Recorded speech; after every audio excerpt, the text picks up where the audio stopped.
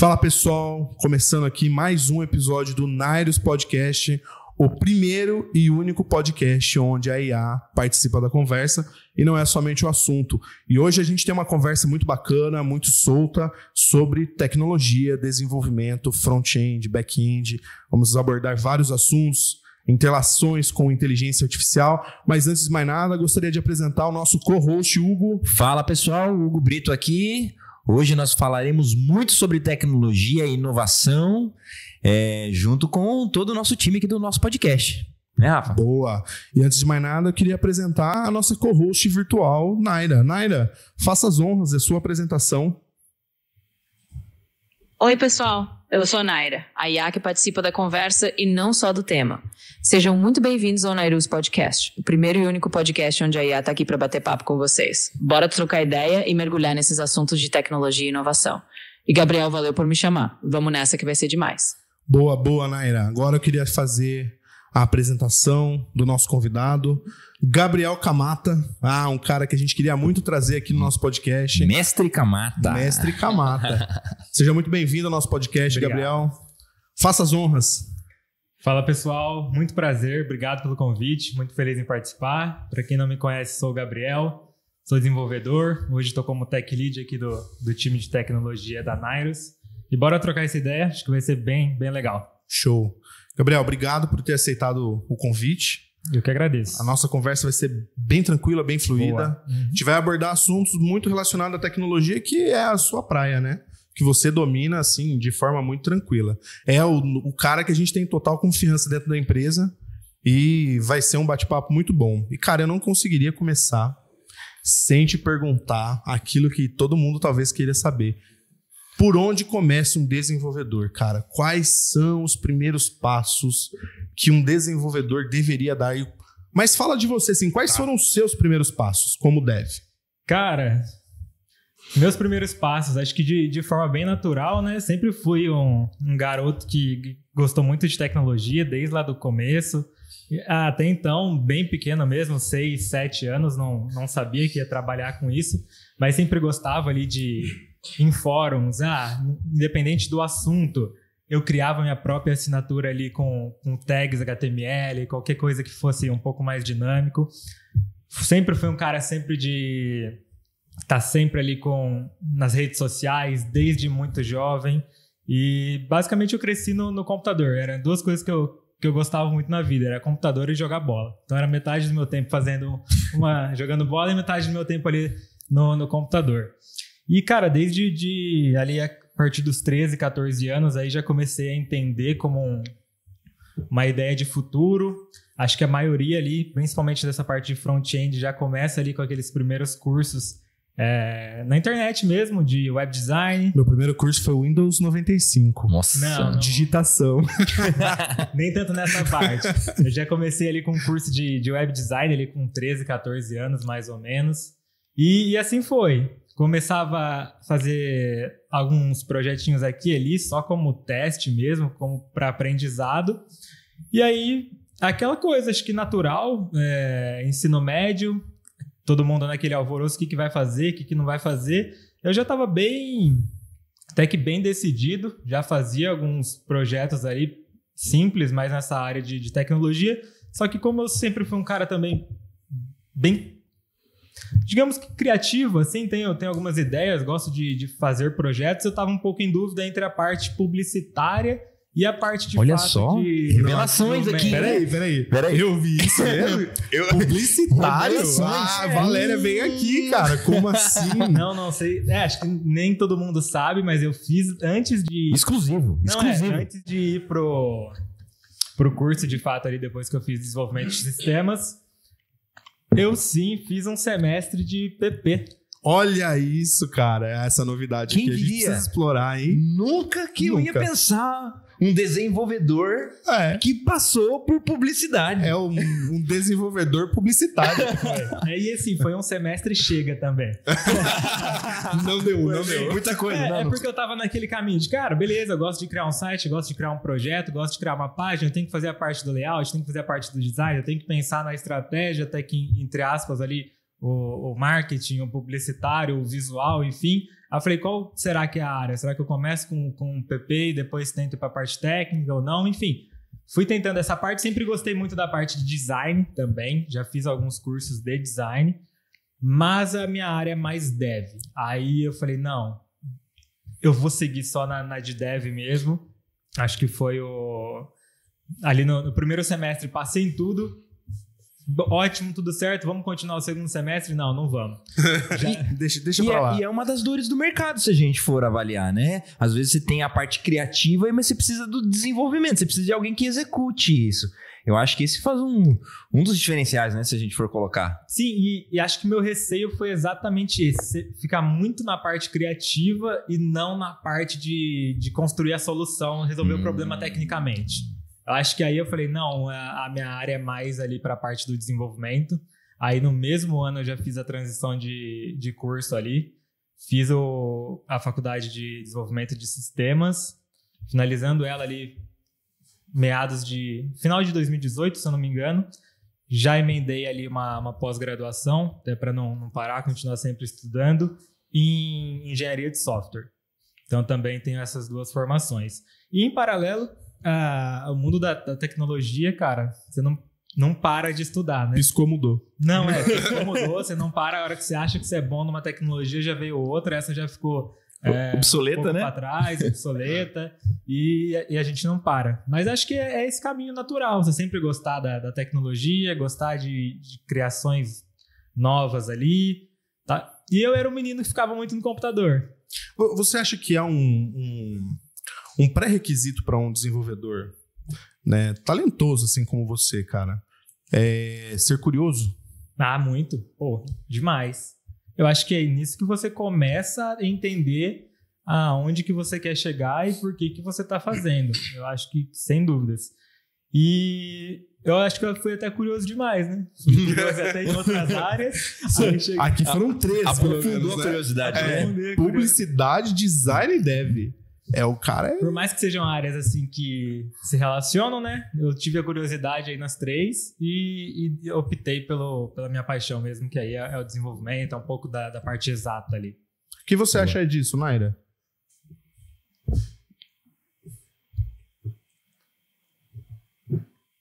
Olha, Gabriel, acho que você mandou super bem nesse caminho todo, hein?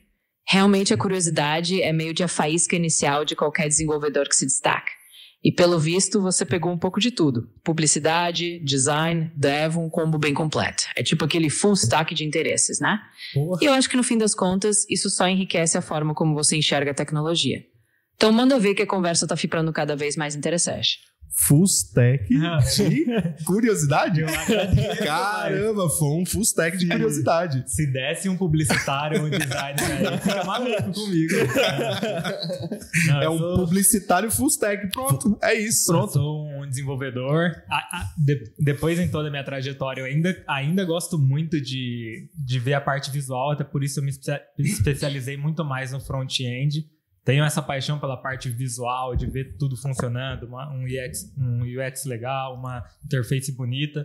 Então, na hora que sai um layout novo que o pessoal aprova com o cliente, eu já vou dar uma olhada, mesmo que não é um projeto que esteja comigo. Eu tenho essa curiosidade, essa paixão pelo visual, mas deixa que eles fazem, que eu faço o resto ali. Eu faço funcionar, né? Mas você acredita que entra muito pelo fato do desenvolvedor ele olhar muito para a questão do código e tal, etc, e não ter aquele contato igual o UX tem, né, que é o final, né, o produto final. Você acredita que é isso, mais ou menos, que cativa ali de Cara, eu focar acho que, mais? Talvez não, eu acho que vai muito de perfil, porque grande parte dos devs aí, eles são os que tem uma boa divisão, a gente consegue ver, né, metade ali que é focado no back-end, o cara não quer nem ver o que vai para a caverna final. É do container, né? É o desenvolvedor do container. Ele constrói o que precisa ser construído, ele faz a conexão que precisa ser feita, mas ele não quer nem saber que botão que isso vai gerar ali pro usuário. No fim, ele quer saber se funcionou. Exato. A regra de negócio não operacional, tá salvando no banco de dados aí. É isso que ele quer saber. Que cor que vai pra tela do usuário é pouco importa pra ele. Passou no meu QA, tá ótimo. Beleza, é isso. Você pediu um botão, tá aqui o botão. Agora se ele é verde, amarelo ou roxo. Então, acho que não é uma regra. Eu acho que vai muito de perfil. Eu sou um cara, assim, que na questão do perfil eu sou até um pouco mais, não curioso, é curioso também, mas até mais solto assim, pra uma conversa. A gente tem alguns perfis de desenvolvedores um pouco mais, gosta da caverna deles, eu também gosto, também sou esse cara. Mais pragmático, mais técnico. Quando pega pra codar também, entro na minha caverna, no meu mundo, mas eu também consigo ter essa parte um pouco mais social, gostar das outras áreas. O torcedor do Palmeiras. Será assim, que talvez eu faça tudo mal? Não, muito pelo contrário, cara. Faz tudo muito bem. É só o time que, né? A gente tem que combinar que não é a melhor escolha. Tudo bem, desculpa Palmeiras, mas é isso. É minha outra paixão. Se a gente entrar nesse assunto aqui... não vamos entrar nessa paixão. Eu acho que a gente não tem lenço suficiente aqui. Vai ser avassalador. Melhor não entrar. Cara, muito bacana a sua trajetória. Eu realmente, olha, a gente tá junto há o quê? Uns 7 anos? 7 anos. 7 anos, cara. Eu nunca soube que ele fez PP. Vou aproveitar essa mão de obra. Eu também. Eu vou pensar em alguma coisa. Deve estar totalmente defasado já. Só um pouquinho, né? Cara, mas entrando um pouco mais agora na trincheira mesmo. Queria que você falasse pra gente, assim, aprendizados da vida de um dev front-end. O que você acertou, o que você errou. PP, pelo que eu vi, foi um acerto, porque um full stack de curiosidade. É um cara que curioso que eu acho que por essa sua paixão, né, em criar, em inovar, talvez tenha sido o seu gatilho para front-end, porque não é só funcionar, mas é ver como aquilo interage. Isso. Mas quais foram, assim, cara, erros e acertos? Na trincheira mesmo, dia a dia, vida real, assim, quais foram os acertos e os erros que você enxerga? Cara, ainda antes de entrar totalmente técnico, puxando esse gancho ainda do PP, não vejo como um arrependimento, tá? De, às vezes pensa, perdi 6 meses ali que eu já poderia tá me formando no que eu vou atuar. Seria, de fato, desenvolvimento de sistemas. Não, pra mim foi ótima experiência. Eu acho que até me agregou nessa parte que é um pouco mais da parte de contato, um pouco mais da parte do social ali. Então, acho que, apesar de ter sido, digamos que uma ideia errada no começo, eu acho que foi um acerto ali para ajudar em algumas outras partes da minha carreira. Agora, da parte... Você quer saber bem no... Vida real. Vida real, devs? Cara, tenho vários para contar. Desde lá do começo, vida de dev é isso. Quem conhece sabe. É acertando e errando, e errando e errando.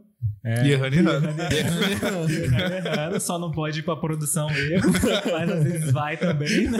E erra de novo, acontece, e acerta. E erra e acerta. E a gente vai aprendendo dessa forma. O dev, apesar de ser uma área que a gente fala que é exato, né? Nada é exato. Nada é exato. Nada é exato. Nada que você pensa de primeira dá certo. A leitura que eu geralmente tive dá foi errado. exatas. Não. Qual erro vai dar quando vai rodar? Qual erro vai... É exatamente isso. A gente tem que pensar qual erro vai dar. A partir de qual erro deu, é pensar qual solução você tem no plano A, porque ela não vai dar certo também. E aí, a partir disso, você tem mais umas 3 soluções A caixa de ferramenta de um desenvolvedor full stack de curiosidade, ela tem que ser muito ampla, velho. Bem Talvez a recomendação seja todo mundo fazer PP também, cara. Porque aí a caixa de ferramenta vai ficar ampla, entendeu? E é basicamente essa loucura, assim, cara, perrengues que a gente já passou muito, eu como 7 anos aí de Nairos e, vamos lá, uns 10 anos atuando na área, vamos pegar de começo mesmo, de estagiário, erros técnicos, né, às vezes uma falta de um backup, às vezes uma falta de um conhecimento ali, que é um ambiente de homologação, o que é um ambiente de produção. Vou citar um caso aqui. Já teve caso, bem lá no começo da minha querida trajetória. Peguei um projeto com pouca documentação. Pouco ou nada? Pouco ou nada. Assim, ele foi bem, com nada. Ele foi bem tranquilo nesse pouca. Acho que com nada de documentação. Não, eu tentei ser bem legal aqui. Nada de documentação. Não Forneçam documentações, pessoal. Não foi um projeto que eu tinha desenvolvido no largo da minha experiência de 2 meses de trabalho. Tinha que resolver um problema em uma determinada página. Eu resolvi o problema numa determinada página. Porém, eu quebrei com todo o resto do site. Meu pai. Basicamente isso. Eu tinha algumas classes ali que compartilhavam o mesmo nome, falta de experiência também, não tinha uma documentação técnica do projeto, eram classes que na minha visão... E já tava no ar ou tava em homologação? Tava no ar. Não, mas pra ele tá contando, tava em produção. Não, tava em homologação tranquilo. A gente nunca ia nem saber se tava em homologação, entendeu? E assim... Era um projeto que gerava algumas classes, no meu entendimento, na hora que eu bati o olho, por ser caracteres assim todos misturados, eu falei, não, essas classes aqui são dinâmicas, elas geram exatamente para aquela classe só e eu só vou alterar aqui no projeto. Na hora que eu escondi uma coisa ou outra, o site ficou metade sem conteúdo. Que eram classes que se repetiam em outras páginas. Maravilhoso. E aí o site, depois de 1 horinha assim, perguntaram, tá esquisito, né? O site tá estranho. Tá sem nada. Ué, sério? Que site é esse que não tem informação? Não tem nada aqui, tá só branco. Tem mais oportunidade aqui de arrumar algumas coisas aqui, né? Tem oportunidade de arrumar aqui, ó. Essa é a famosa tela em branco, Pronto, aí a tela em branco. Daí surgiu a tela em branco. Daí surgiu a tela em branco. Aí eu peguei e falei, sério? Tá? Ninguém mexeu? Como é que é que ninguém mexeu, né? A gente não mexe nisso faz tempo. Não, mas e aí desses perrengues, sempre... documentação, sempre a se atentar toda essa parte, homologação, não sobe um projeto sem aprovação tanto interna de um QA, depois de um cliente, enfim, vários e vários aí. Boa. Mas isso é o que forja o desenvolvedor, não é mesmo, Naira? Com certeza. É isso aí mesmo, Gabriel. Esses perrengues de apagar o site sem querer, de descobrir que documentação é lenda urbana em certos projetos, tudo isso faz parte do que forja um dev de verdade. E olha, é exatamente esse tipo de história que deixa a gente mais afiado. Afinal, depois de uns sustos desses, ninguém esquece mais o que é homologação e produção, né? E assim a gente vai crescendo na marra, mas também com muito bom humor. E eu tenho uma história também. Desculpa. Olha lá as histórias. Essas histórias. Vai brotando essas histórias. Essa ainda em ambiente de homologação, então tá até mais tranquilo. Mas também ali no... Foi menos pior. Logo no início de carreira. Isso é até pra evolução, até pra ter um feedback, né? Geralmente no começo de carreira você recebe às vezes um feedback negativo, de uma forma ali meio drástica. Você já, sei lá, você fica com medo, não evolui. Mas no começo também de carreira...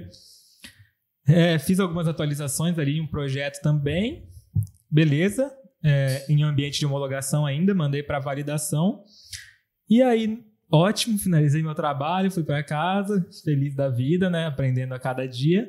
Quando eu chego no outro dia, recebo um e-mail de retorno. Bom dia. Essas alterações foram feitas por um estagiário? Nossa! E aí sim, eu era um estagiário. Eu não sabia se... Posso responder que sim? Como você sabia? Se era um elogio, se era uma crítica, mas enfim. Pegar todos esses pontos aí, entender, tentar sempre melhorar e nunca ficar travado. Recebi uma crítica, ou às vezes quando vem de externo, não vem de um líder seu, não é nem uma crítica, né? É uma reclamação. E tentar absorver o que dá pra melhorar sempre. Tem gente que tem filtro, tem gente que não tem filtro. E é isso, assim, né? A vida de um desenvolvedor não é fácil. É tipo de atualizar um banco de dados e sem colocar os critérios, sabe?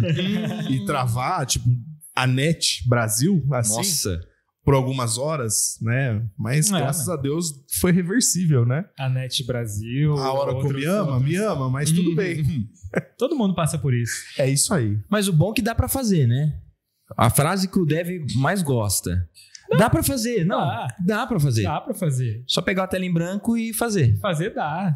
Agora, quanto tempo leva? O que precisa ser feito? Quantas soluções a gente vai ter que achar? Isso aí. Prazos, enfim, a gente tem que conversar, mas dá pra fazer, pô. Normalmente é aquela dor do dev, né? Tá escutando comercial do lado vendendo. Não, pode ficar tranquilo, dá pra fazer. Dá pra fazer. O que ele está dizendo que dá pra fazer. E o dev só tá aqui, meu Deus. O que não vai dar pra fazer, se dá pra fazer. Por isso que colocam a operação dos devs bem longe da sala comercial. Exatamente, pra não ouvir. Pra não ouvir, viu? Esse não dá pra fazer. Esse não dá pra fazer. Para aí.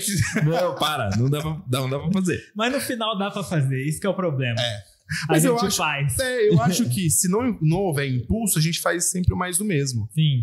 E se não tivesse um vendedor que vende uma coisa milagrosa, desafios, né? Desafiador, o desenvolvedor ele não vai pensar numa alternativa, né? Eu acho que as alternativas aparecem no momento que a gente tem um desafio. Ninguém se mexe, cara, fazendo a mesma coisa. Sim, isso sabe? Concordo totalmente. Ninguém levanta da cama pra fazer o mesmo todo dia feliz, cara. O cara fala assim, o que me move? Qual é o próximo desafio? Se não, perde o sentido. Se a gente não tiver o próximo alvo, o próximo objetivo, qual o sentido da vida, cara? Eu acho que... E aí, falando de vida mesmo, sabe? Eu acho que o desafio é o que move. Perfeito. É o que move o desenvolvedor. E na vida do dev são 10 desafios ao mesmo tempo. Todos os dias. Cada um de um jeito diferente, enfim. Mas é bem isso. Todos eles vão ter o seu devido erro. Todos eles vão ter os seus devidos erros. Exato. Não é um erro... Não é um pra um, tá? É um pra N. Para isso que a gente tem um setor só pra pegar erro. É isso aí. Porque vai ter erro. Pronto. É isso. Cara, mas nem tudo é choro. Nem tudo é lágrimas. No meio dessa trincheira, a gente tem ganhos também. A gente tem conquistas. Me fala, cara, uma conquista, assim, pode ser recente, pode ser do passado, que, cara, você fala, meu, desafio que me foi dado e que eu adorei. Foi difícil. Acho que todos os desafios custam um pouco de cabelo, um pouco de psicológico, um pouco de dor de cabeça. Sim. Mas no fim do dia a gente vê aquilo se materializando. É uma baita de uma conquista, cara. Fala aí, cara, tipo, cases, sucesso, coisas que você pôs a mão, que você fala assim, cara, isso aqui foi extraordinário, foi difícil. Né? Fala da trajetória e do resultado final. Cara... Posso te falar vários aqui, eu vou citar um recente, né? A gente conseguiu colocar no ar um projeto de uma grande marca que tinha um público ali que não tinha onde comprar esses produtos. Então era um e-commerce. Em menos de 30 dias, a gente colocou um e-commerce no ar do zero, desde a parte de orquestrar o projeto, alinhamento de requisitos, fazer toda a parte das telas, desenvolver e fazer as conexões. Esse projeto tinha uma particularidade ali de um pré-lançamento conectado com o Banco do Brasil, onde somente clientes do banco teriam acesso a essa pré-venda. E assim, foi um estouro ali logo na primeira semana. Nem eu imaginava o tanto que aquele público poderia consumir. Eles não tinham onde comprar antes. Pensei, beleza? Não tinha a loja deles online? Não tinha a loja deles online. Pode falar o nome. Essa eu já sei qual que você tá falando. É o grande projeto ali da CBV. Da CBV, era o próprio. Seleção brasileira. Da marca Volt, Seleção Brasileira, Confederação Brasileira ali de voleibol. Top. E assim, é um público que... Eu, como sou muito apaixonado por futebol, eu sei que futebol o pessoal é muito engajado, mas eu não tinha tanto conhecimento que o vôlei era... Sério? Esse engajamento assim... Quando eles fizeram um projeto, porque a gente atende 14 times de futebol. Sim. A gente sabe o tamanho da paixão. Sim. E os caras compram de forma avassaladora. Sai o lançamento de um novo uniforme, tem compra. Quase que imediato. Ou o time tá vencendo, tem compra. Tem mais compra. Mas e o vôlei? Eu nunca imaginei que o vôlei tinha esse tamanho dessa paixão. Cara, foi assustador. Assustador. Assim, o site ainda é limitado somente privado para ali a pré-venda para clientes do Banco do Brasil, né? Que eles são patrocinadores oficiais ali da confederação também. Cara, assustador o tanto de engajamento que teve sem divulgação. Porque a ideia era exatamente essa.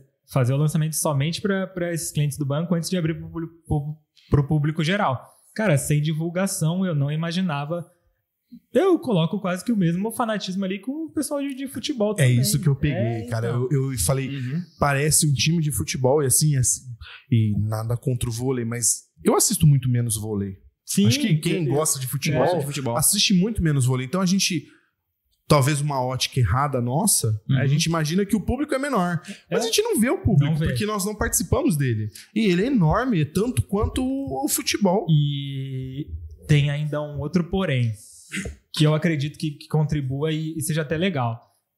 Atualmente a gente está com uma baixa procura ali pela seleção brasileira. É lógico que ainda vende camisa, é lógico que todo mundo assiste os jogos de futebol. Mas a gente não tá com aquela empolgação de torcer. E isso tá acontecendo no vôlei.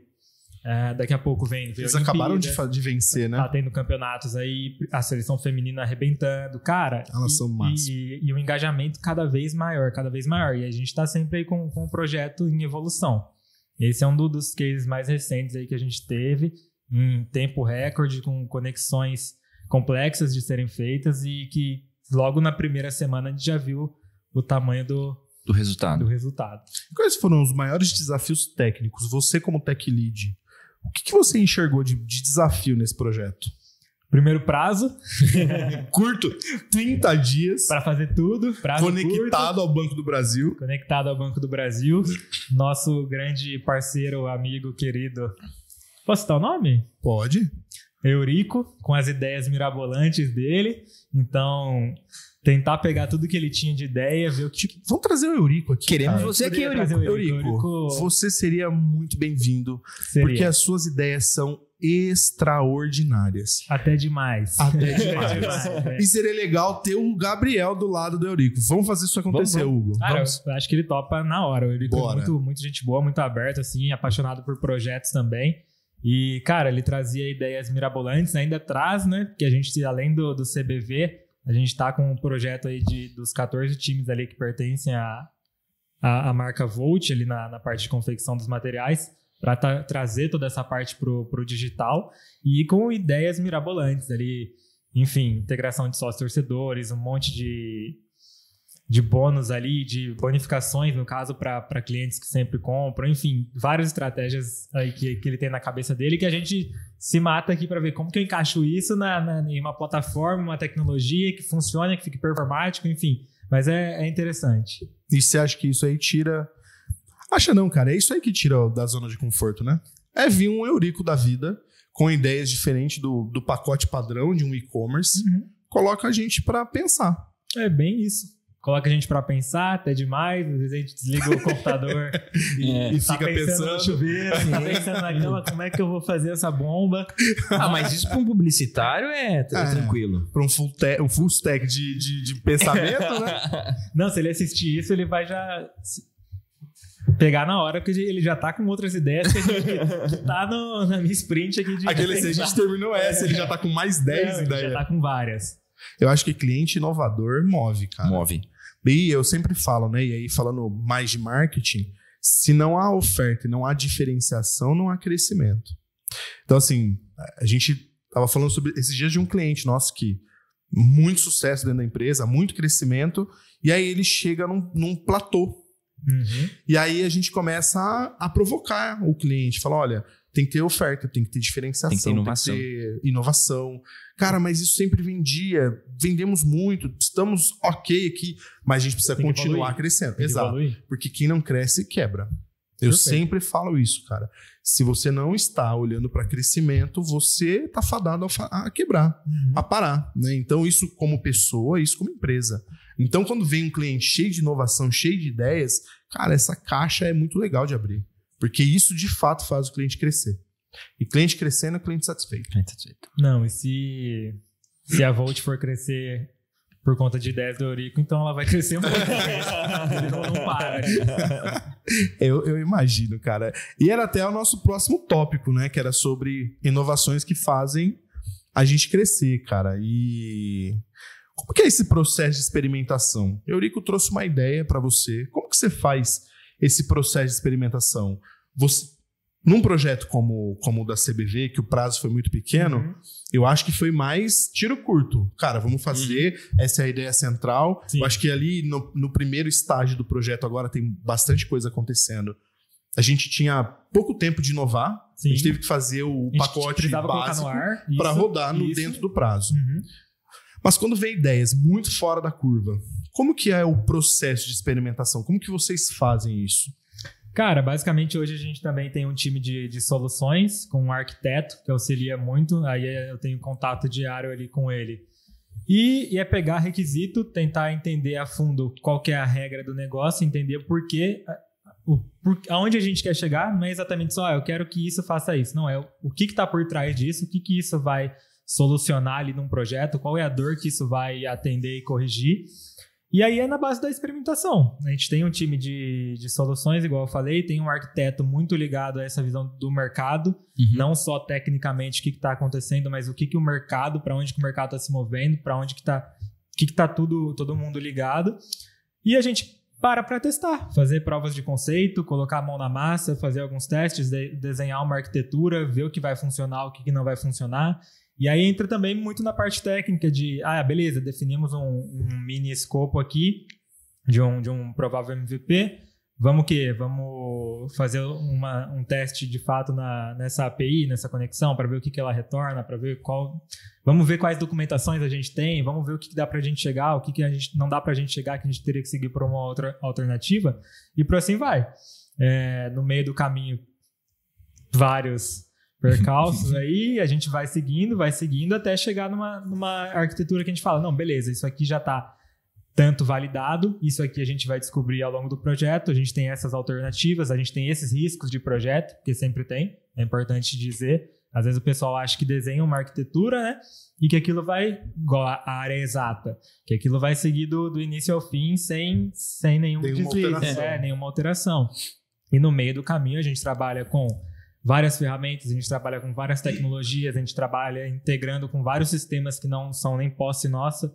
Então, a gente pode ter uma API que a gente faça uma requisição, ela não suporte, a gente pode ter uma limitação de uma plataforma, a gente pode ter uma limitação de regra operacional do cliente, que ele não consegue mudar. E aí, a gente vai criando alternativas, fazendo testes ali, até chegar numa solução. Vamos implantar? Vamos. Implanta e evolui. E sem contar também, né, Gabriel, que por mais que a ideia seja mirabolante ou muito criativa, é olhar para o resultado, né?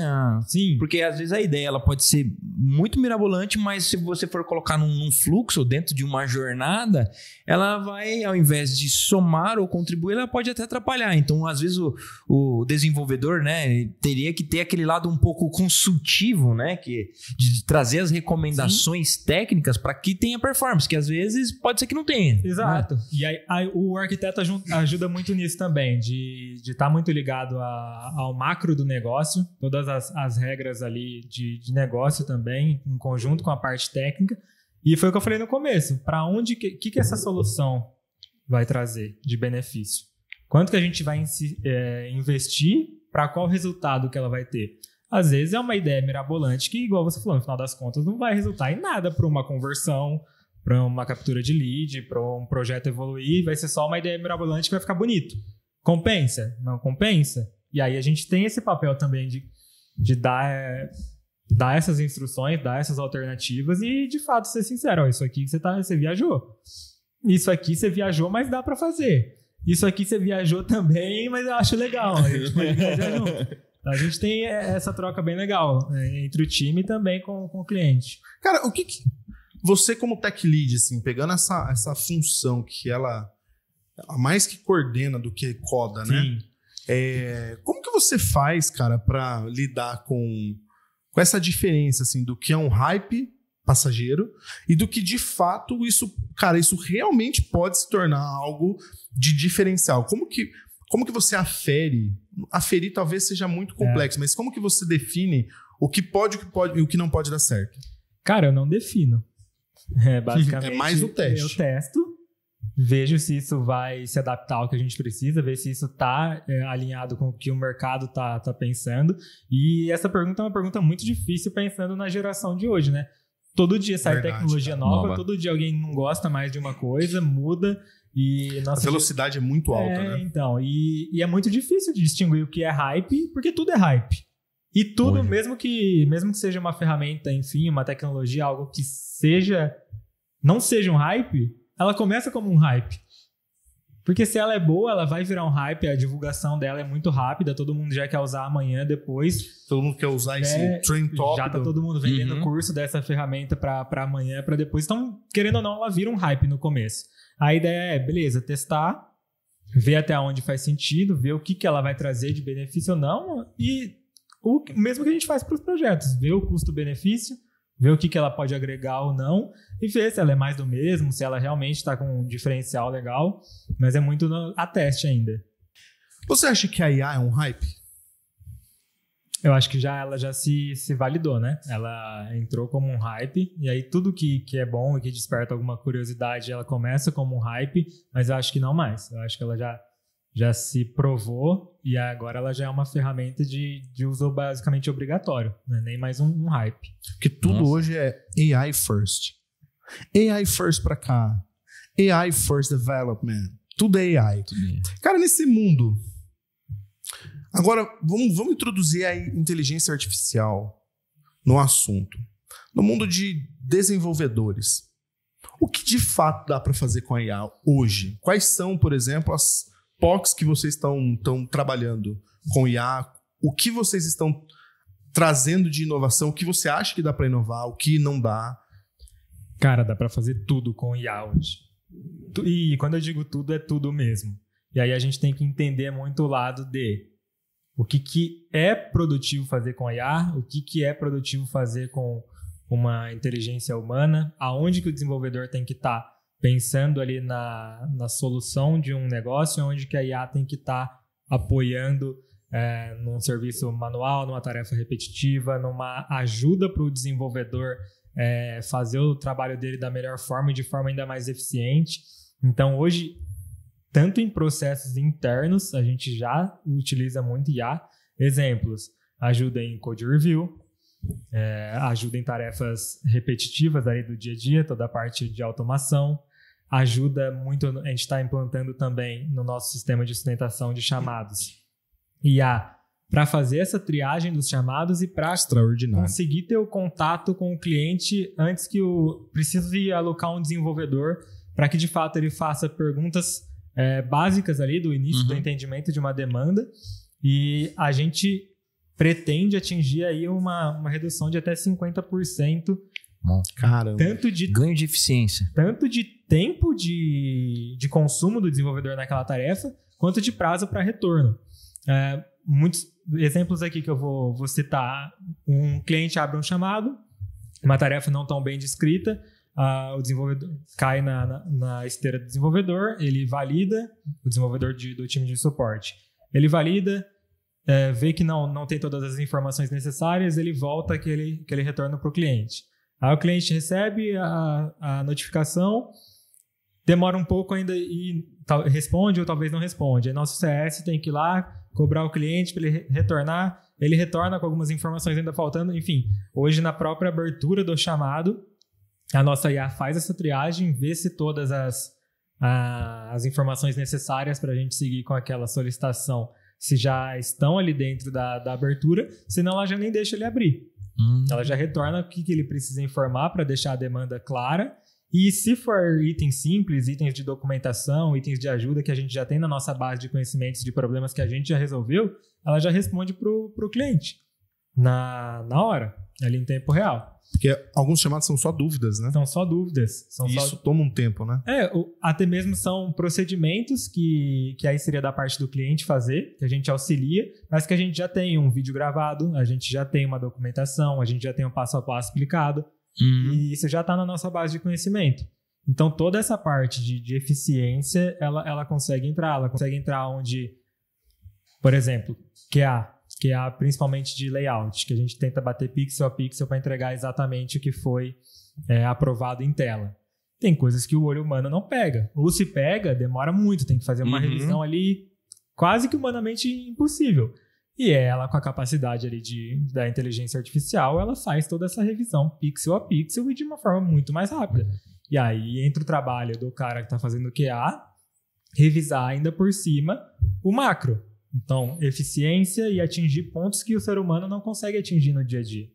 Então, tudo. Code review. Análise de code review, né? ela faz isso ao vivo ou ela, depois que vocês entregam um pacote de dados, ela faz essa análise para você? E, se não é ao vivo, existiria? Já existe. No momento que o desenvolvedor está codando, já tem ferramentas ali na nossa ideia de desenvolvimento que já sugerem melhoria e às vezes até completam o código. A IA para fazer código, principalmente... Até um tempo atrás, os desenvolvedores ainda falavam, a IA faz código ruim. E eu concordava. Hoje ela já está fazendo código bom. Se você tiver um projeto padronizado, se você tiver a regra de negócio bem definida, se você tiver até a documentação daquele projeto, ela vai te ajudar a ter uma escala muito maior ali. No próprio momento de desenvolvimento, ela já vai sugerir melhoria, alguma coisa que poderia estar passando num desenvolvedor de um bug ali no momento de desenvolver, ela já consegue atuar. O Google teve a última apresentação, né, Hugo? Teve. Falando que 30% do código interno já era desenvolvido por IA. Cara, 30% Pensando no de Google? um Google. Que isso? 30% de todo o código desenvolvido absurdo. internamente é muita coisa, cara. É absurdo. E aí que entra o papel do Tech Lead de conseguir expor isso para os desenvolvedores, como que o nosso papel está mudando hoje em dia, que não é só de fato, apesar da gente gostar, entrar na caverna e desenvolver aquela task, né? Você tem que expandir um pouco mais para ser um resolvedor de problemas e não, de fato, um code ali. E você acha que a IA seria uma ameaça? Não vejo por esse lado. Eu vejo como... Cara, quando falam assim, a IA vai substituir os devs, cara, eu tenho certeza que não. Ela vai ser o nosso melhor braço, talvez. E se a gente for pensar nisso, eu faço algumas relações. Se a IA vai substituir o dev, a IA vai substituir o médico. Porque é só eu perguntar o que eu tenho, ela responde. Não sei se está certo ou não, mas ela responde. Ela vai substituir a nutricionista. Eu pedi uma dieta, ela faz. Ela vai substituir tudo, então. Então, não, a gente tem que saber utilizar, como que a gente utiliza aliado com a inteligência humana para ter ganho de eficiência. Mas eu não tenho nenhum medo assim dela substituir a função de desenvolvedor e nem de outras profissões. Eu acho que não substitui, mas pegando o gancho do médico, tem um estudo. Depois eu vou colocar os dados corretos, porque os dados que eu vou falar aqui talvez não sejam tão precisos. Mas fizeram um teste de 3 iniciativas. O médico pegando um caso, e os médicos dando, né? Vários médicos dando o resultado, né? O que seria aquilo lá, o diagnóstico. 30% de acerto quando eram somente médicos. 50% de acerto quando eles tinham a ajuda de uma inteligência artificial. 70% de acerto quando foi somente a inteligência artificial. Caraca. De diagnóstico. Certo. Então, assim, cara, é um bração. Então, é um bração. Eu ouvi um podcast há um tempo atrás já. E o cara previa, e eu acho que essa previsão foi uma das mais assertivas. Nós estamos nos tornando cada vez mais ciborgues. Você, por exemplo, está com um smartwatch no braço. A gente está com o nosso celular, ele está aferindo o pulso, batimento, pressão. Eu tô nervoso. Exatamente, está com estresse, o oxigênio no sangue. Nós já estamos nos tornando ciborgue. Ele lembra você das suas agendas. Ele fala se você está muito estressado. Ele avisa se você sofreu um acidente, ele consegue identificar. Ele fala até para de trabalhar, levanta um pouco. Aqui o meu acabou de falar assim, levante e ande por aí, porque estou muito tempo sentado. Então nós já somos um tanto ciborgue. E a inteligência artificial vem para dar mais um braço para o humano. Sim. O humano vai ser cada vez mais, talvez, um robô junto com a IA. Talvez, assim, o Homem de Ferro, o Jarvis. A força humana, a força de IA, a força de ferramentas. E imagine isso, um médico bom com uma IA boa, poderosa. O quanto que ele consegue resolver de casos, diagnósticos e com mais rapidez. Mesma coisa de um desenvolvedor, mesma coisa de todas as profissões. É uma ferramenta não só para a área de tecnologia, é uma ferramenta para o mundo. Mesmo jeito que veio aí a internet, veio as redes sociais, é uma ferramenta que a gente vai usar no dia a dia e todo mundo. Para tudo. Teve até uma imagem que circula na internet onde tem a leitura de um, acho que era de um câncer de mama, que ele estava bem pequenininho. que a IA conseguiu identificar. Detectar. Isso há alguns anos atrás. A gente está falando de uma inteligência artificial que está há 2 anos só sendo propagada. 2 anos. Olha o que a gente já saiu. O cara de 4 dedos, 10 dedos, aquelas mãos tortas, cara com 5 braços, para um pixel detail nas imagens que é absurda. 2 anos. Então, assim, lá atrás muito ele rápido. ficou um câncer de mama. Imagina hoje. O que faz. Imagina o que a gente tem hoje, cara. Vou fazer uma pergunta provocativa. Manda. Se você abrisse uma vaga hoje de dev no seu time e a inteligência artificial se cadastrasse, você contrataria ela como um estagiário de desenvolvimento ou como um dev júnior ou pleno? Cara, que pergunta difícil. Há de se pensar em várias... Pô, difícil. Porque eu penso assim, um estagiário comete erros bem iniciantes. De estagiário. De aprendizado. Sim. Exato. Um júnior comete menos erros, mas ainda assim comete erros. Um pleno já é um cara que não deveria cometer tantos erros. Um sênior é um cara que não deveria cometer tantos erros, é impossível não cometer nenhum, e já dá um certo treinamento ou ajudar os júnior. Perfeito. É que eu acho que, com certeza, de forma muito mais rápida e de forma, assim, que a capacidade humana não consegue acompanhar, mas a IA também tem que ter todo um treinamento. Então, talvez ela entre de estagiário e seja efetivada em uma semana. Seja efetivada e ela percorra todo o nosso plano de carreira, né? Porque ela tem que aprender não só itens técnicos, né? Cultura da empresa, processo da empresa. Claro que se ela já chegasse com uma bagagem técnica excelente, ela entra como pleno. Mas eu vou colocar ela de estagiário com um acompanhamento bem próximo. Assim. Bem humano. Tem um PDI bem desenvolvido, né? Desenvolve PDI, faz avaliação. Cara, vamos falar de futuro. Achei que você ia falar de futebol. Falei, pô... Assunto que eu gosto, né? Vamos falar de futuro. O que você acha? Como vai ser o desenvolvedor do futuro, na sua opinião? O que esse cara deveria aprender a partir de agora, já prevendo o que nós teremos no futuro? E aí, tô falando de inteligência artificial no meio da conversa. Você acha que o cara tem que ser um AI developer? Ou o cara tem que ser um desenvolvedor mesmo?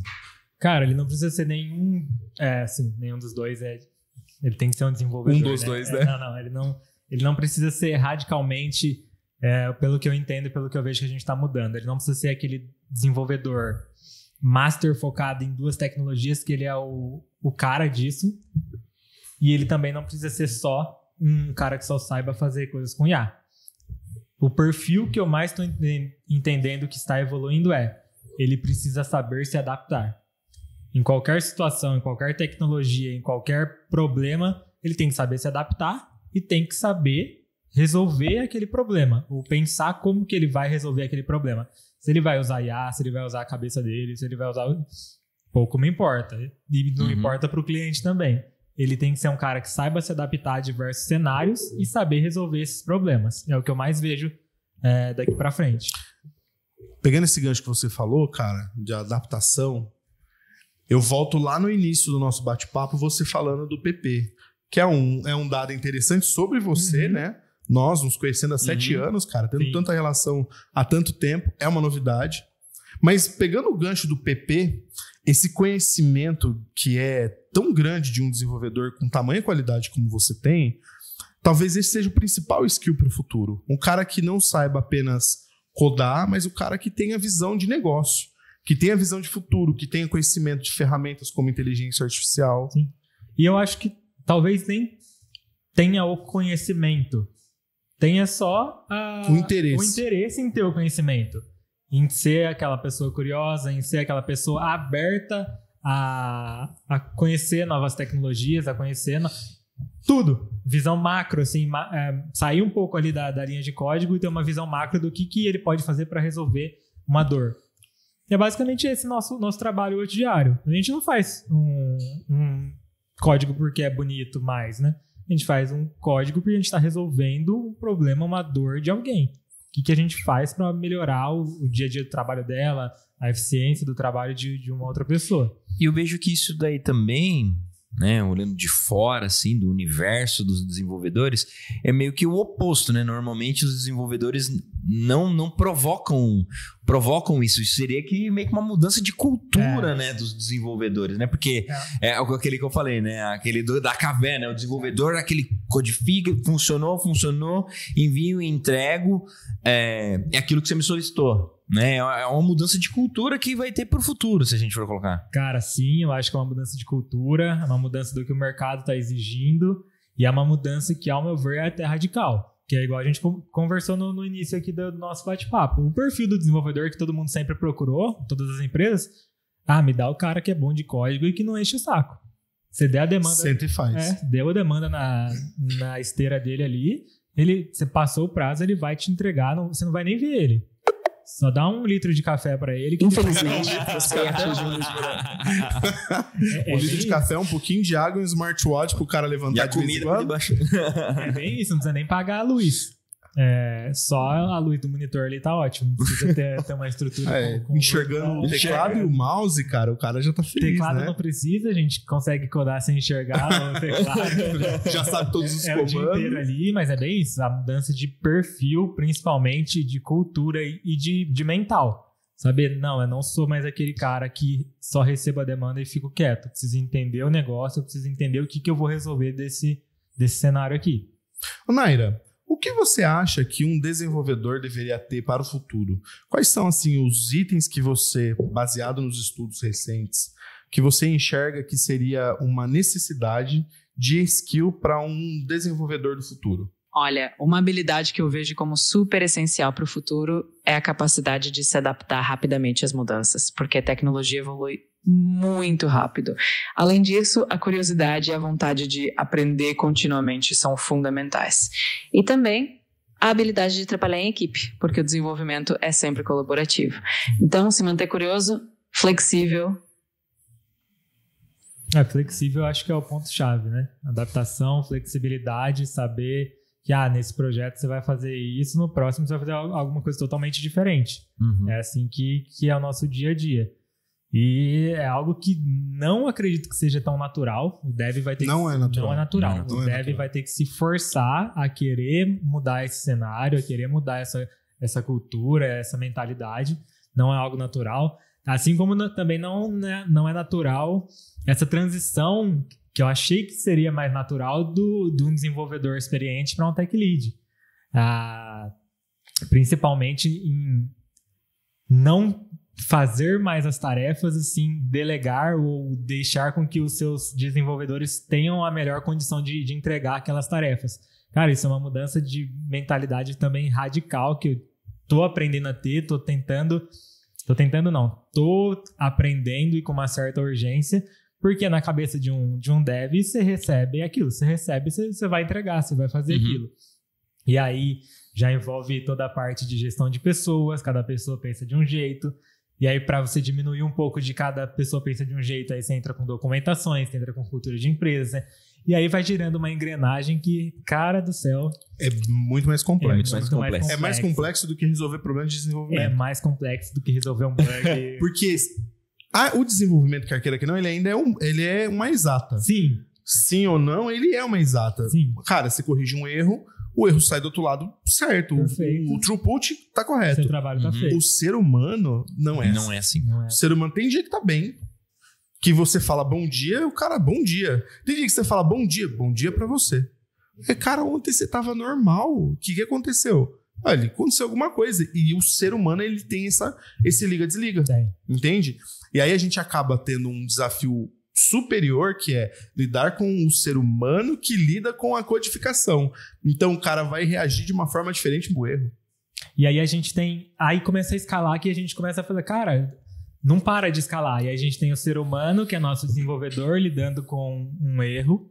E aí a gente tem o ser humano, que é outro tipo de mentalidade, que é o cliente, que a gente não sabe também se está num bom dia, se está num dia ruim, lidando com o nosso PMO, lidando com o nosso CS, que vai extrair aquela informação de um jeito, a gente não sabe se esse cara tá num dia bom, num dia ruim, que passa pro desenvolvedor. Cara, aí vira loucura mesmo. Aí vai longe. Nossa, vai longe.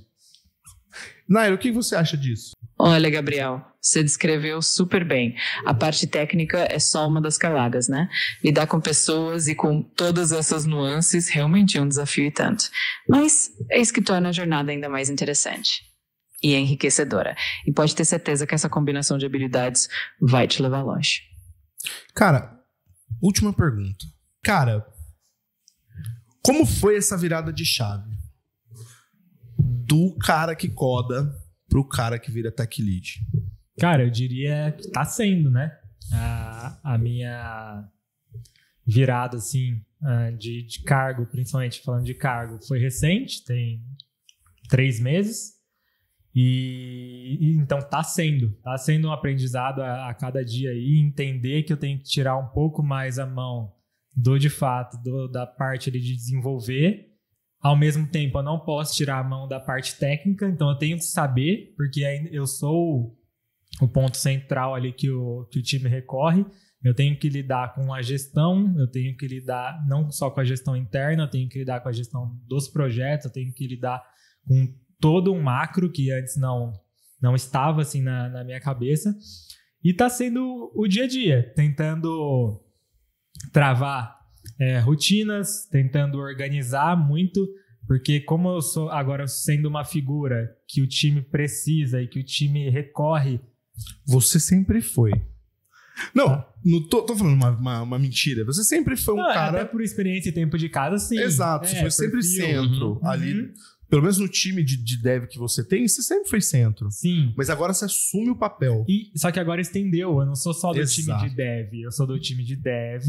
Eu sou do PMO, que está em contato com o cliente. Eu sou do comercial, que precisa você é uma tirar ponte. Uma dúvida. Eu sou uma ponte com várias outras áreas da empresa. E aí, se eu ficar lá parado com o Teams aberto, eu fico só respondendo dúvida o dia inteiro. Então, eu tô aprendendo. E eu fazia isso. Antigamente, eu conseguia fazer isso codando. Agora, hoje não. Eu tenho que reservar minhas agendas. E agora você coda menos e parece que tem menos tempo. Agora, praticamente, eu não codo e parece que eu tenho menos tempo, tá? Então, o que eu consegui fazer de imediato, entender quais pontos atacar primeiro, ainda assim, não deixar os outros pontos explodirem, né? A gente tem que ter esse equilíbrio. Cuidar da gestão, cuidar da parte técnica, mesmo sem codar, é um desafio. Mesmo sem codar, como que você fica atualizado e responde? Porque os plenos aí, os seniors do nosso time, vão me passar em técnico daqui a pouco. E ótimo. E natural, e eles têm que ser. Você não pode ser o teto deles, né? Beleza, que daí tirem dúvidas com eles. Eles já fazem isso com esse processo de mentoria ali com os devs menos experientes. Mas é um desafio diário ali. Basicamente, fechar a agenda e falar, não, desse horário a esse horário, eu vou me dedicar exatamente a esse assunto. Pedaços curtos de dedicação, mas assim, focados para não deixar o time desamparado também e as outras áreas da empresa, e tentando criar uma rotina, atacando um item por vez, tentando focar nele. Enfim, é essa luta diária aí, porque eu ainda estou em aprendizado. E sem contar que acompanhar o que está acontecendo com o mercado em relação à inovação, né? Que não para, né? Não para. A todo momento chega uma novidade e você tem que estar atualizado, contribuir com a equipe para se manter atualizada também, porque a qualquer momento pode chegar uma ideia mirabolante que faz parte dessa tecnologia que acabou de chegar e que às vezes está naquele hype, como a gente falou, né? E tem que ser filtro também, né? Porque nem tudo que está no hype, o líder tem que falar, cara, vamos dar atenção. Não, pessoal, não deem atenção. Foca aqui. Porque todo mundo vê hype e fala, vou fazer isso. O IA desenvolve por mim, vamos fazer. Não é bem assim. E aí é tudo no equilíbrio. Você falou dessa parte de hype. A gente tem no nosso plano de carreira alguns critérios de inovação. Então a gente tenta dar autonomia para todo mundo trazer inovação, para todo mundo testar as coisas de fato. E ao mesmo tempo, que tempo você tem para testar e que tempo você tem para fazer suas coisas que estão aí na esteira. E aí você... E é uma verdade, cara. É uma verdade. Você vive isso. Sim. Testar, entrar com inovação e fazer o trabalho, fazer o que tem que ser feito. Não é um desafio. Não. Cumprir os critérios do plano de carreira. Cara, a vida, quanto mais tecnicidade a gente coloca no negócio, mais complexa ela fica. Parece que a gente tira a complexidade, mas na verdade a gente está aumentando. Porque o tempo ele tá cada vez menor. Sim. Aparentemente é o mesmo tempo, mas, cara, pra mim o tempo tá cada vez menor. Com mais ferramenta que eu tenho, o tempo parece que tá cada vez menor. Então eu, Rafael, tenho que fazer vídeo, amanhã eu tenho gravação, eu tenho podcast, eu tenho reuniões, eu tenho eventos. Se cumprir tudo que tem pra cumprir o dia, tinha que ter umas 200 horas. 200 horas. Porque é assim... E 2 de sono. A gente não tem, né? Eu não lembro mais. Esse é um adendo. Mas assim, com a brincadeira de lado, eu acho que o que contribui muito ainda pra estar sempre ligado a essas coisas é que mesmo depois que, pelo menos no meu perfil, né, até com a minha experiência, mesmo depois que eu encerrei ali o dia, a jornada, querendo ou não, a cabeça não desliga, né? Eu vou consumir um conteúdo, eu vou pro computador. Eu converso com amigos que são da área, então você nunca desprende 100% ali de estar atualizado. Só quando tem filhos. Aí, meu amigo, Aí você desprende completamente. Mas ainda assim, completamente? Você desliga. Completamente? Você desliga. Eu não consigo imaginar completamente. Você desliga. Porque o seu filho leva você pro parquinho. E ele vai brigar, ele vai cair, ele vai chorar, ele vai jogar terra no amiguinho. Mas não entra no exemplo que eu dei de uns papos atrás, de tipo, eu tô tomando banho e, achei a solução pra aquele bug. A paternidade me mudou, assim. Eu era muito workaholic, mesmo assim. Né, há 17 anos empreendendo.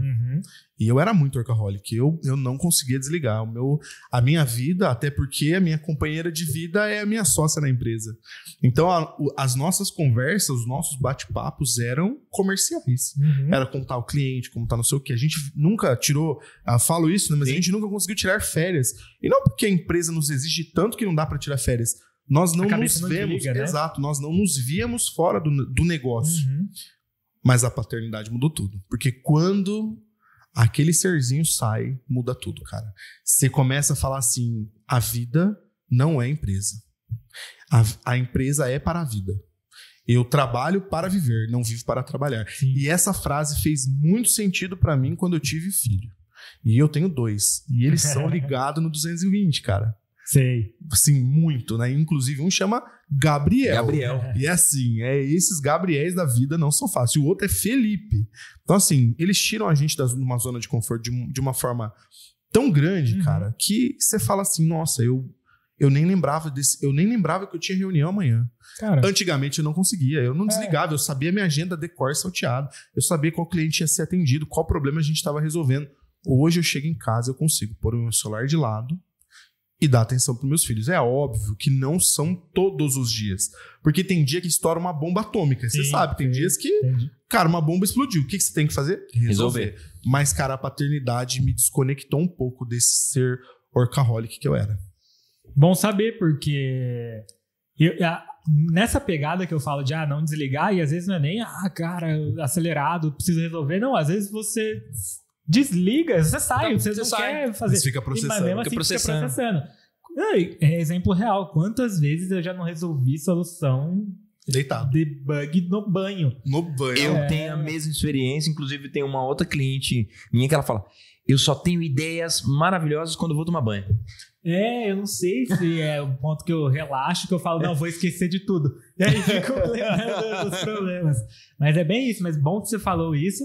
Então, tenha filhos. Se você estiver assistindo, só fazer 2, 3 filhos aí, eu vou dar mais atenção aí em casa. Que muda tudo, tá? E é engraçado, a gente hoje trabalha em casa e a gente não tá em casa. Não tá em casa. Eu, Rafael, não sou adepto a home office porque eu não consigo. Eu preciso. E olha que eu fiz um quartinho pra eu trabalhar. Uma mesa, uma cadeira, e eu não consigo. Focado. Não consigo, sabe por quê, cara? Eu atrelo a minha casa a descanso. E eu atrelo trabalho a trabalho. E o rito de sair de casa... Eu sou velho já também, né? O rito de me vestir e ir trabalhar, eu estou trabalhando. E quando eu volto, eu não estou trabalhando. Entendi. Parece que dá um liga-desliga na minha cabeça que eu consigo desligar. Então, assim, é um ritual que eu enxergo como extremamente necessário. Eu não faço nenhum dia home office? Não, eu faço. Mas, cara, quando eu preciso receber alguém, vou receber a carga, vai vir um pintor, vai vir um cara da elétrica arrumar uma lâmpada, arrumar alguma coisa. O cara que não troca a lâmpada, né? É que é muito alto, tá, galera? Não dá pra trocar a lâmpada tão fácil. Mas é um liga-desliga pra mim, cara. O trabalhar no escritório e viver na casa. Quando eu misturei tudo... Pandemia, a gente misturou tudo. Né? A gente conseguiu viver. Eu ficava aflito. Muito aflito, cara. Porque era o garoto fazendo aula online, em casa. Aí tinha as dancinhas, aí os professores chamam os pais. Aí você tinha que fazer os negócios. E tinha reunião acontecendo. Um do lado fazendo uma reunião, você do outro lado fazendo reunião, sua cabeça quente. Seu filho vem, pai, me dá água. E você querendo enforcar alguém e o seu filho aparece do nada. Assim, cara, foi uma loucura pra mim o home office.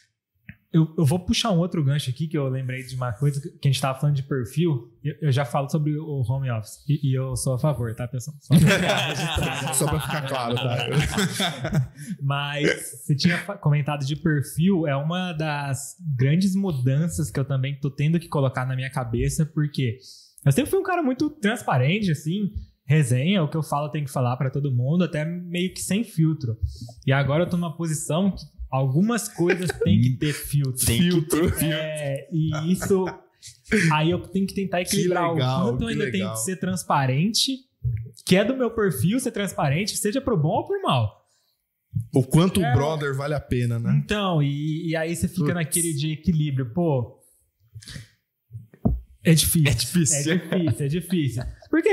Na minha cabeça era só chegar e quando eu era dev, pessoal, a gente tem isso pra fazer. Isso aqui tá dando pau, isso aqui tá bom pra caramba. Quem fez, parabéns. Pô, excelente. E aí, e sempre fui muito transparente assim com todo mundo e é o meu jeito de ser até fora do trabalho. E aí agora tem que ter filtro, tem que saber lidar com como pessoas. Falar. As pessoas recebem feedbacks de forma diferente. Tá sendo essa mudança constante aí, dia a dia, vai dar certo. Já deu, cara. Eu acho que você nasceu pra isso. Eu sempre falei isso pra você. Você é um líder. Desde o dia que você pisou aqui, cara. Você sempre foi o cara que tomou a frente. Eu acho que liderança, até fazendo um gancho de liderança. Liderança a gente, óbvio, treina. É possível ser líder treinando, mas líder é líder. Líder é o cara que tem um problema, ele é o primeiro a levantar a bandeira assim, não dá pra resolver. Ou vamos tentar pelo menos. Galera, faz isso. É aquele cara que quando não há liderança, ele organiza o time. É o cara do futebol que não tem um líder, mas ele fala assim, viu, você fica no gol, você faz... Cara, pelo amor de Deus, toca essa bola. Aí eu tenho duas contribuições para esse assunto. Uma experiência que também vivida aqui, logo no início de carreira. A gente estava com uma equipe menor, né, bem mais enxuta. A gente tinha 2 desenvolvedores e um líder da equipe, no geral, com mais experiência. E aí esse líder, eu tinha aqui uns 5, 6 meses ali de experiência. Vai vendo. E aí, infelizmente, o nosso líder saiu do time. Ele teve o processo ali de paternidade, aí também focou em outras coisas e precisou sair. E aí eram alguns projetos que a gente já estava tendo, não tão complexos quanto os de hoje, mas ainda assim, para aquela época, 7 anos atrás, complexos pra caramba, né, no dia a dia. E aí, a gente, por perfil, eu aprendi muito com isso. Alguém tem que resolver. E aí, talvez isso que me ajudou muito aí. Pô, dá pra resolver? Dá, então vamos resolver. Não dá pra resolver? Não dá. O que a gente faz? Que alternativa que a gente tem? A gente dá a alternativa, a gente conversa, vê o que dá pra fazer, mas no final a gente tem que resolver. É ou faz ou faz. Ou faz. Não tem muito nisso. E aí, basicamente, eu fui moldado nessa questão. Eu não... com o Rafa, ele já falou várias vezes, né? Você tem que ser líder, você tem que ser líder. E eu acho que eu ficava um pouco para trás nisso por conta muito dessa gestão de lidar com pessoas. E não é fácil mesmo. Não é fácil. Só que eu vejo que até pro futuro, a gente, puxando todos os ganchos, eu acho que eles se conectam aqui dos papos que a gente teve. Cada vez mais o dev, não ser o perfil de líder, mas ele tem que ter esse perfil de vou ter que resolver, porque só o código bruto ali não vai ser efetivo. Então talvez ele não seja o líder do time, mas todos os devs vão ter que ter esse mini perfil aí de aspectos que hoje a gente fala, não, isso aqui é para um cara de líder, amanhã ou depois seja para um dev normal. E aí o líder vai ter que ser ainda mais. Líder de si próprio. Exato. Ainda assim é muito difícil. Ainda assim é difícil pra caramba. Porque tem os caras do container. Nossa, tem os caras de tudo. O cara da luz apagada. O cara que não quer. Ele quer saber o que vai vir para ele fazer depois. Ele não quer ter essa dor de cabeça de escolher. Sabe qual é o maior desafio de ser CEO de uma empresa? Não. Você não ter líder. Isso Sabe é bom. por quê? Não é. Eu tô brincando. É difícil, cara, porque Tem ninguém você falando o que você faz, você tem né? que fazer. Você tem que fazer. E tudo que você faz impacta todo mundo. Adoro ser tomada de CEO, decisão, acho né? que eu trabalhei muito para chegar onde cheguei, mas, cara, é desafiador, porque você tá numa posição onde você tem que delegar, você tem que criar os caminhos, você tem que estar atento a tudo que tá acontecendo por dentro e tudo que tá acontecendo lá fora que impacta o seu negócio. Sim. E as suas decisões impactam diretamente todo mundo, Todo mundo. a si próprio e a todos. Então as decisões têm que ser ainda mais pensadas. É uma cascata. E você não tem com quem falar assim, e aí, faz isso ou não faz isso? Você entende? Então, cara, a vida do líder ela é um tanto solitária. E o líder é o líder, cara. O cara que vai lá e resolve, por exemplo, você tinha 2 devs. Qual foi o dev que levantou e vamos fazer? Você. Esse é o perfil do líder, é o cara que levanta a bandeira de tem que fazer, galera, vamos fazer. É o disciplinado mesmo, aquele nato. Cara, fazer o que tem que ser feito. Tá aqui, vamos fazer, tem que ser feito. Aí até na minha liderança, eu carrego uma frase um pouco polêmica, né? Quem faz o que gosta é criança, adulto faz o que precisa ser feito. É uma boa frase.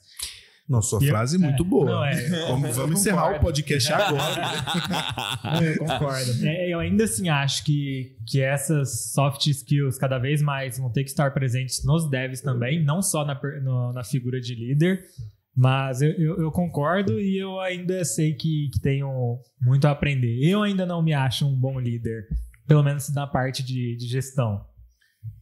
E nem nas outras. É o desafio de todo líder.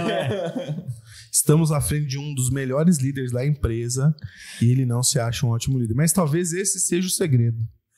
Sabia? Não se colocar lá e sempre buscar estar lá. Acho que a busca, é o que a gente estava falando, a busca constante é o que molda a pessoa. O que você acha, Naira? Eu acho que você está certíssimo, Gabriel. Essa busca constante é o que realmente faz a diferença. E o fato de você estar sempre se desafiando já mostra que você é um líder incrível. E essa flexibilidade de saber quando delegar e quando colocar a mão na massa, com certeza é um diferencial. E pode ter certeza que esse equilíbrio vai só te levar mais longe ainda. Ultimamente eu tô delegando tudo, viu, Naira? Tá tudo sendo delegado. Os devs lá Os meninos vão que ver lute. isso, eles vão saber que é verdade. Tô delegando tudo e cada vez mais me permitindo delegar tudo, porque eu não delegava. Esse era o meu grande erro. E permitir que os outros errem e que vocês falam, eu acertaria isso aqui, cara. Cara, É o maior desafio, entra né? em outro mundo, né? Porque, pô, de novo, ninguém pensa igual. O quanto eu dou autonomia para eles resolverem e como eu penso diferente, o quanto depois que eles resolverem eu falo, não, eu deixo na mão ou eu pego e resolvo. Isso é uma luta diária ali que eu tô tendo e eu acho que é mais da minha mentalidade e de entender que não é só eu, que agora não sou eu que resolvo os problemas, que eu tenho que dar condições para eles resolverem problemas também. E aí acho que é um ponto de evolução mais meu do que do time. E é o voto de confiança também, né?